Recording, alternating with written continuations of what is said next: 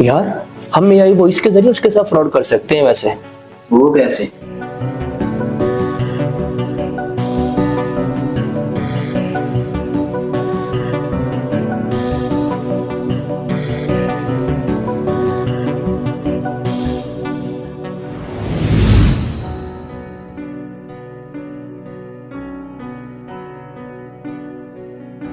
बाबा, boss ने मुझे advance में 10 लाख रुपया दिया था, वो मैंने दराज में रखे हैं।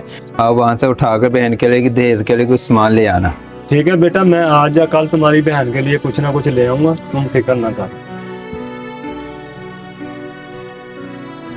चलो ठीक है रिजवान, मुझे कुछ काम है, फिर मिलते हैं। हाँ हाँ चलो ठीक है, मुझे भी कुछ काम है, मैं भी निकलता हूँ। ठीक है।